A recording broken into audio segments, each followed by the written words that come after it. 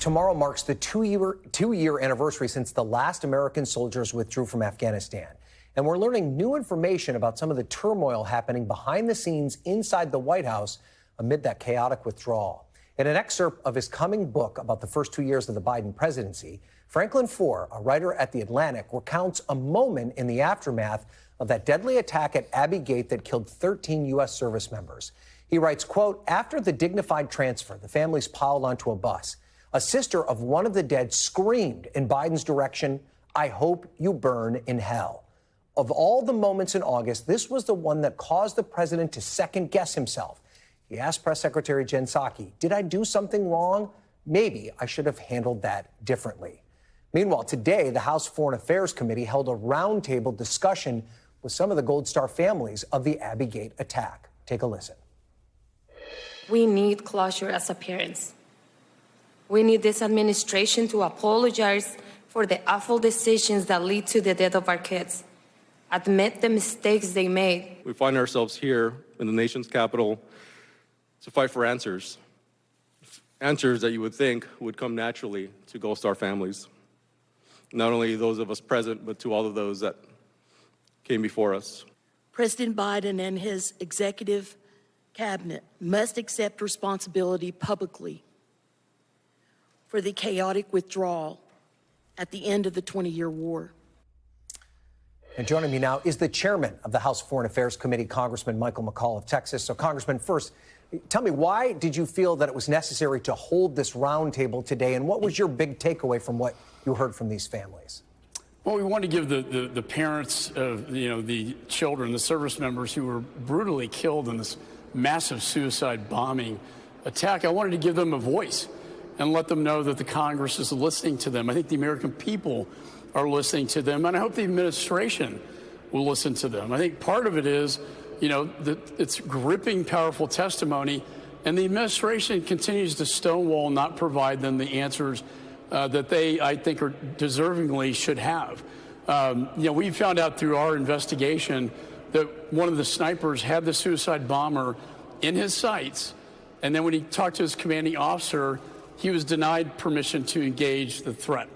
We also found out that the intelligence community knew of an ISIS-K staging event at a hotel room to plan the suicide bombing attack at Abbey Gate, and a request was made for an airstrike. That too was denied.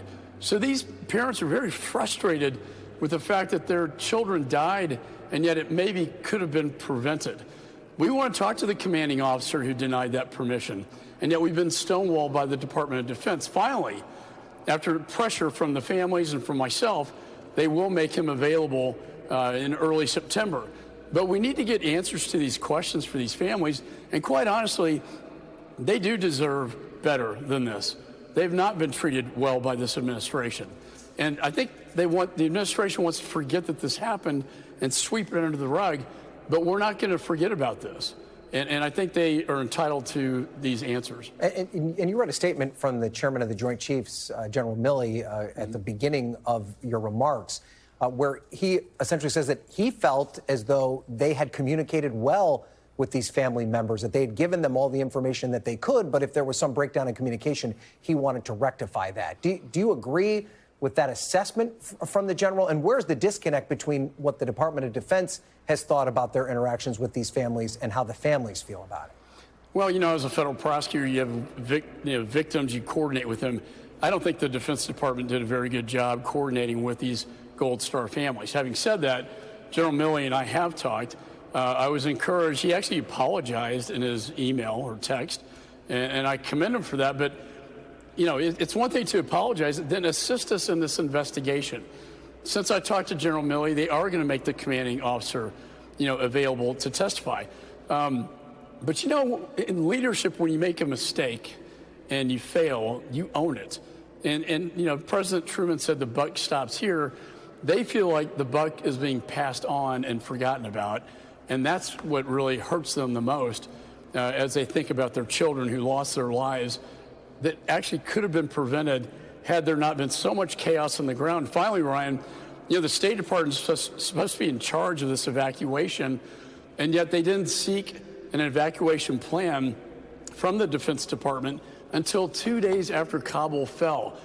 The president put them under enormous artificial deadlines that was not necessary. So the whole thing was chaotic on the ground, under artificial deadlines, and nobody knew who was in charge. And that's what led to the chaos and the suicide bomber that killed 13 servicemen and women, injured 45, and killed 170 Afghans. This is a massive suicide bomb attack. So the Pentagon did respond to the roundtable today and some of the comments that were made. I want to play that for you and give you the chance to respond. Sure. In terms of responding to some of the comments that were made, I think you know that CENTCOM conducted a very comprehensive, credible, and definitive investigation into the Abbey Gate bombing following the attack. Our U.S. military commanders on the ground made the best decisions that they could. So, Mr. Chairman, she said credible and definitive account of what went wrong there. I sense that you don't feel the same way. No, I don't. And the families don't feel that way either. I mean, it was in their words, not mine. They are very upset and angry at this administration for not dealing with them in a straightforward manner and transparent manner. They can cooperate with me, or they can try to, I can do subpoenas and move to, to hold them in contempt. I would rather have them cooperate and be honest with these families and with the American people. And, I've been stonewalled. I've had to subpoena documents. The after-action report you're referring to, it took months to get that, and I still can't get all the documents surrounding that. So, it's encouraging, but because we got the Gold Star families to speak up, now they're finally listening after 2 years, but that's 2 years too long. Yeah. All right, I just do want to ask you quickly while we have you, sir, about the situation in Ukraine. There does appear to be a lot of skepticism, I should say, among Republican voters about continuing to aid Ukraine. It came up on the debate stage last week with the Republican candidates for president. How do you convince people in your own party that supporting Ukraine is still in the U.S. national interest? Well, because what happens in Ukraine also directly impacts Taiwan.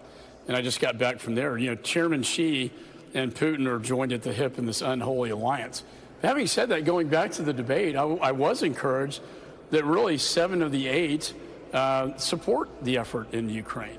And I think you'll see the majority of the majorities in Congress still support this effort.